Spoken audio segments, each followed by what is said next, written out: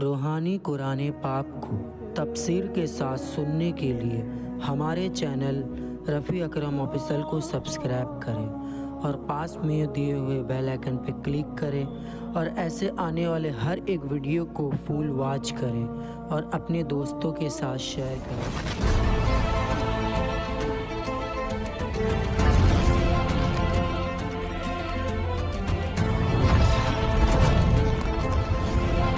اعوذ باللہ من الشیطان الرجیم،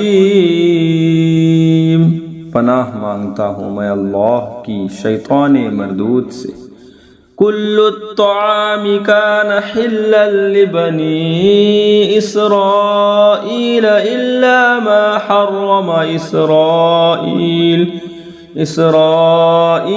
على نفسه من قبل ان تنزل التوراة قل فأتوا بالتوراة فاتلوها إن كنتم صادقين۔ صدق اللہ العظیم۔ سب کھانے بنی اسرائیل کو حلال تھے مگر وہ جو یعقوب نے اپنے اوپر حرام کر لیا تھا توریت اترنے سے پہلے۔ تم فرماؤ توریت لا کر پڑھو اگر سچے ہو۔ بخاری و مسلم کی حدیث ہے کہ حضرت ابو طلحہ انصاری مدینے میں بڑے مالدار تھے، انہیں اپنے اموال میں بے رہا باغ بہت پیارا تھا۔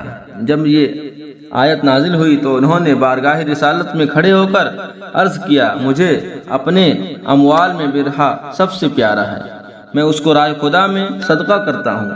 حضور نے اس پر مسرت کا اظہار فرمایا اور حضرت ابو طلحہ نے بائمائے حضور آپ صلی اللہ علیہ وسلم کے کہنے پر اپنے اقارب اور بنی چچا کی اولاد میں اس کو تقسیم کر دیا۔ حضرت عمر فاروق رضی اللہ عنہ نے ابو موسیٰ اشعری کو لکھا کہ میرے لیے ایک باندی خرید کر بھیج دو۔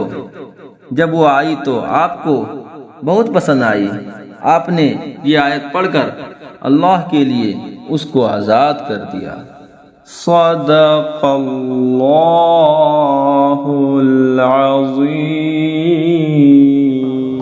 ترجمہ کے ساتھ سننے کے لیے ہمارے چینل رفیع اکرم آفیشل سے جڑیں اور پاس میں دیے بیل آئیکن پہ کلک کریں اور ہمارے چینل کے آنے والے ہر ویڈیو کو پورے فل واچ